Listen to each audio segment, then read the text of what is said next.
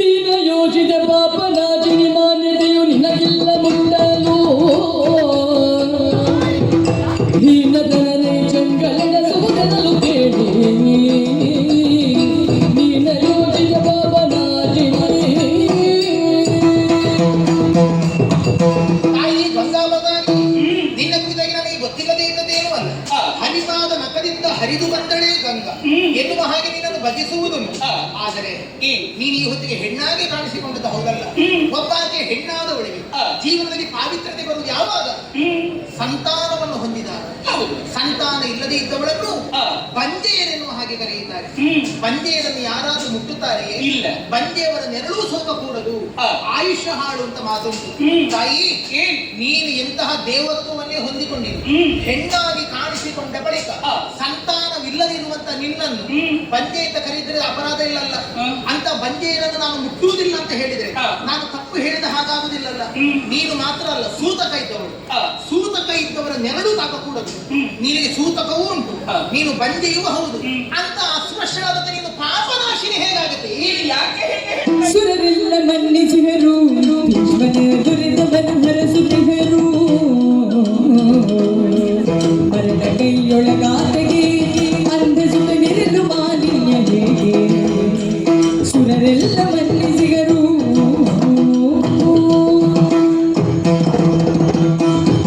ಅಮ್ಮ, ನನ್ನನ್ನು ಕಂಡಂತಹ ಕಾಲದಲ್ಲಿ ನೀನು ಮೊದಲಾಗಿ ಹೇಳಿದ ವಿಚಾರ ಮಾತೆ ಎನ್ನುವ ಹಾಗೆ. ಹೌದು, ಮಾತೆ ಎನ್ನುವ ಹಾಗೆ ಪ್ರಪಂಚವೇ ಕರೆಯುವಂತಹ ಕಾಲದಲ್ಲಿ ಎಲ್ಲರನ್ನೂ ಕೂಡ ಮಕ್ಕಳು ಎನ್ನುವ ಭಾವನೆಯಿಂದಲೇ ನಾವು ಗುರುತಿಸಿಕೊಡಬೇಕು. ಅದಕ್ಕೆ ನಾನು ತಪ್ಪಿ ನಡೆದೆ ಅಂತ ಆಗಿದ್ರೆ ಅವರಾಡುವ ಮಾತೆ ಎನ್ನುವ ಶಬ್ದಕ್ಕೆ ನಾನು ಕಳಂಕ ಪಡೆಯಲಾಗುತ್ತೇನೆ. ಹೌದು. ಹೀಗಿರುವಾಗ ಅದೊಂದು ಲೆಕ್ಕದಲ್ಲಿ ಬದಿಗಿಡೋಣ. ನೀನು ನಾನು ಬಂಜೆ ಎನ್ನುವ ಹಾಗಾಡ್ತಾ ಇದ್ದೀಯ. ನಿನಗೆ ಸಂತಾನ ಮಕ್ಕಳನ್ನು ನಾನೇನು ಹಡೆಯದವಳ. ಎತ್ತಿದ್ದೀಯ? ಹೌದಪ್ಪ. ಎಷ್ಟು? ಭೀಷ್ಮನಂತಹ ಘನತೆಯನ್ನು ಹೊಂದಿರುವಂತಹ ಮಗನಿಗೆ ಜನ್ಮವನ್ನಿತ್ತವಳು ನಾನು. ಕರ್ಮಪುತ್ರನಿದ್ದಾನೆ. ಅಂತಹ ಮಗನಿಗೆ ನಾನು ಜನ್ಮವನ್ನಿತ್ತಿರುವಾಗ ಬಂಜೆ ಹೇಗೆ ನಾನು ಆಗುವುದಕ್ಕೆ ಸಾಧ್ಯ ಉಂಟು? ನಿನ್ನ ಮಾತುಗಳನ್ನು ನೀನು ಹಿಂದೆ ತೆಗೆದುಕೊಳ್ಳಬೇಕು. ನಾನು ಯಾವ ಕಾರಣಕ್ಕೂ ಬಂಜೆ ಇಲ್ಲ, ಪ್ರಪಂಚಕ್ಕೆ ಗೊತ್ತಿರುವ ಮಾತದು. ಅಷ್ಟವಸುಗಳಿಗೆ ಬಂದಂತಹ ಶಾಪ ತನ್ಮೂಲಕವಾಗಿ ನಿನಗೆ ನಿನ್ನ ಗರ್ಭವಾಸ. ಹುಟ್ಟುತ್ತಲೇ ಮಕ್ಕಳನ್ನು ನೀರಿಗೆ ಸೇರಿಕೊಂಡೆ. ಯಾವಳೊಬ್ಬಳು ತಾಯಿಯಾದ ಮಕ್ಕಳನ್ನು ಕಟುಗಳಾಗಿ ಕೊಲ್ಲುತ್ತಾಳೆಯೇ? ಅಯ್ಯೋ, ಅವರ ಶಾಪ ವಿಮೋಚನೆಗಿಂತ ದಾರಿ ಅದು. ಹಾಗಾದ್ರೆ ನೀನು ಕರುಣೆಯಿಂದಲೇ ಅವರಿಗೆ ಅಂತಹ ಮುಕ್ತಿಯನ್ನು ಕರುಣಿಸಿದೆ. ಆದರೆ ಒಬ್ಬ ಮಗನನ್ನು ಉಳಿಸಿದೆ, ಅವನನ್ನು ಲೋಕಕ್ಕೆ ಭೀಷ್ಮ ಎನ್ನುವ ಹಾಗೆ ನೆಗಳತಿಗೆ ಪಾತ್ರನಾಗುವಂತೆ ಮಾಡಿದೆ. ಭೀಷ್ಮ ಹೌದು ನಿನ್ನ ಮಗ. ಹೌದು, ನನ್ನ ಮಗ. ಇದ್ದಾನ? ಎಲ್ಲಿದ್ದಾನೆ? ಎಲ್ಲಿ? ದುರ್ಯೋಧನನ ಪತನದಿಂದ ಸುತರು ಬಂಧು ಬಿಡಿಯುವುದೆನದೆ ಚೌರ್ಯದಿ ಕುಂದಿಗಡುಗ ಅವನ ಕಡಲಿನ ಬಂತು ನಿನಗೆ ಸುತವಿಯೋಗ ಬಂಧುಜನ ಅವನ ಜಪಿಸದೆ ಹರಿಯುತ್ತಿರುವೆ ಜೋತು ನಿನಗೆ ಮಾನವಿರುವುದೇ.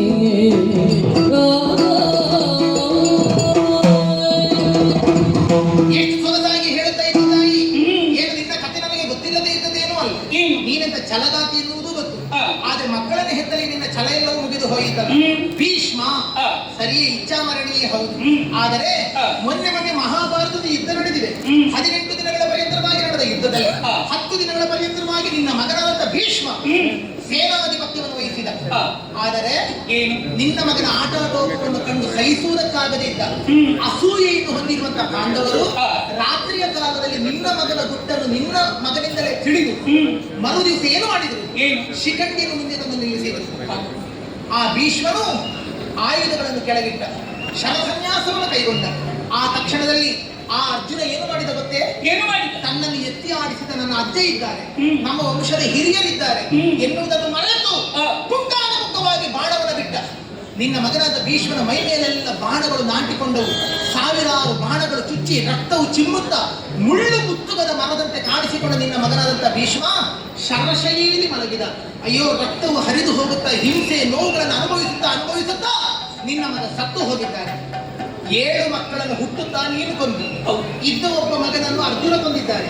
ಮಕ್ಕಳನ್ನು ಹೆರದೇ ಇದ್ದವಳು ಮಾತ್ರ ಬಂಜೆಯಲ್ಲ, ತಾನು ಬದುಕಿರುತ್ತಾ ತನ್ನ ಕಣ್ಣ ಮುಂದೆ ತನ್ನ ಎಲ್ಲಾ ಮಕ್ಕಳು ಸತ್ತು ಹೋದರೆ ಅವಳು ಬಂಜೆಯಾಗುತ್ತಾಳೆ. ಈಗ ನೀನು ಬಂಜೆ ಅಲ್ವ? ಹೌದು. ಮಾತ್ರವೇ ಒಬ್ಬಳು ಕ್ಷತ್ರಿಯ ರಾಣಿಯಾದವಳು ಪ್ರತೀಕಾರ ತೀರಿಸಿಕೊಳ್ಬೇಕು. ಅಲ್ಲದ್ರೆ ಅವಳಿಗೆ ಸೂತಕ ಉಂಟು ಅಂತ ಲೆಕ್ಕ. ನಿನ್ನ ಮಗನನ್ನು ಕೊಂದ ಅರ್ಜುನ ಮೆರೆದಾಡುತ್ತಾ ಇದ್ದಾನೆ. ನಿನಗೆ ದೈವತ್ವ ಉಂಟು, ನಿನಗೆ ಶ್ರೇಷ್ಠತ್ವ ಉಂಟು ಅಂತಾದ್ರೆ ನೀನೇನಾದ್ರೂ ಪ್ರತಿ ಇದೆಯಾ? ಬೇಡಪ್ಪ, ಯುದ್ಧ ಮಾಡುದು ಬೇಡ. ನಿನಗೆ ದೇವತ್ವ ಇದ್ದವಳು ಒಂದು ಶಾಪ ಕೊಡ್ಲಿಕ್ಕಾದ್ರೂ ಆಗುದಿಲ್ವಾ? ಏನೂ ಮಾಡದೆ ಇರುವಂತ ನೀನು ಮರ್ಯಾದೆ ಇಲ್ಲದೆ ಇದ್ದವಳು, ಸೂತಕ ಇದ್ದವಳು, ಪಂಚೆ ನೀನು, ನಿನ್ನಂತವಳು ಎತ್ತರಕ್ಕೆ ಬಿಟ್ಟು ಕೊಂದನೆ ಕಂದನನು ಕುಂದಿ ನಂದನನು ಮುಂದೊಮ್ಮೆ ರಣದಲ್ಲಿ ನಂದನನೆ ಕೊಲ್ಲವನ ಎಂದ ಜಾಹ್ನವಿಯು ಶಾಪಿಸಿ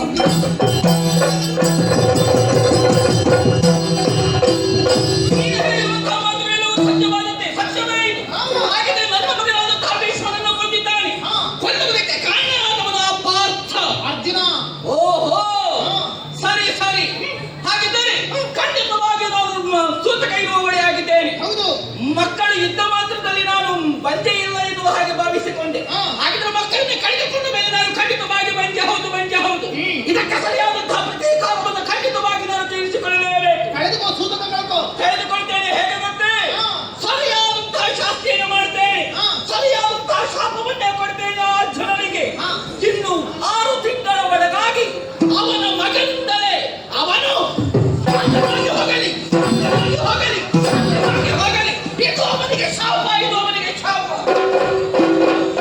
ಮುರಿದು ಜಗವನಿಟ್ಟು ಗಂಗೆಯು ಕಲಿಯದ ತಿಳಿದು ಮಲೆಯು ನನ್ನ ಮನವೇ ಫಲಗುಣ ನಲಿವ ಹರೈಸಿ ಬಂದುದಕ್ಕೀಗ ಫಲಗುತ್ತೇನೆ ಹರಿ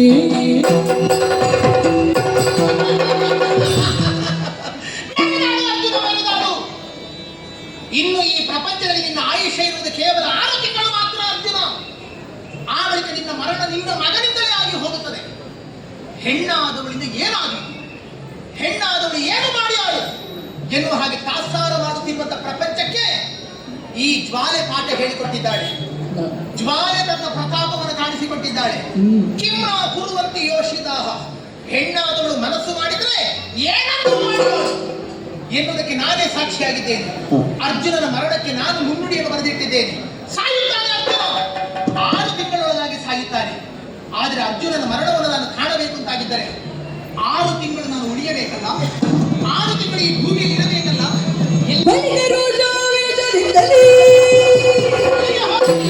ಕೆಲವು ಪ್ರಾರ್ಥನೆ ಸುಂದರ ಮರಣಕ್ಕೆ ಫಲವ ತೋರುವೆ ಅವರ ರೂಪದಿ ಎಂದೆನುತ ಶಾಪಿಸಿ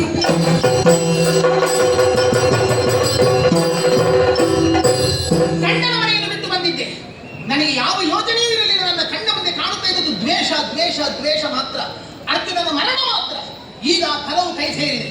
ಹಾಗಾದ್ರೆ ಮುಂದೆ ನನ್ನ ಬದುಕು ಹೇಗೆ? ನನಗೆ ಬದುಕಬೇಕಾದದ್ದಿಲ್ಲ. ಯಾರ ಮೊರೆಯನ್ನು ನಾನು ಹೋಗಿ ಸೇರಿಕೊಳ್ಳುವುದಿಲ್ಲ. ನನಗೆ ಈ ಪ್ರಪಂಚದ ಗಂಡುಗಳನ್ನು ಕಂಡರೆ ನನಗೆ ತಾತ್ಸಾರ ಭಾವನೆಯೇ ಬರುತ್ತದೆ. ಅರ್ಜುನನನ್ನು ಕಂಡಾಗ ಪ್ರತಿಯೊಬ್ಬರು ತಲೆಬಾಗುವಂತಹ ನಪುಂಸಕ ಗಂಡು ನನಗೆ ಧಿಕ್ಕಾರವಿರಲಿ. ಹಾಗಾದರೆ ನಾನು ಉಳಿಯುವುದಾದರೂ ಎಲ್ಲಿ? ಸಂಕಲ್ಪ ಮಾನಸಳಾಗಿದ್ದೇನೆ. ಕಟ್ಟಿಗೆಗಳನ್ನು ಜೊತೆ ಸೇರಿಸಿಕೊಂಡಿದ್ದೇನೆ. ಬೆಂಕಿಯ ಚಿತೆಯನ್ನು ರಚಿಸುತ್ತೇನೆ. ಇದು ಬೆಂಕಿಯ ಚಿತೆಯಲ್ಲ, ನನ್ನ ಪಾಲಿಗೆ ಬೆಂಕಿಯ ತೇರು. ಈ ಬೆಂಕಿಯ ರಥವನ್ನೇ ಏರುತ್ತೇನೆ.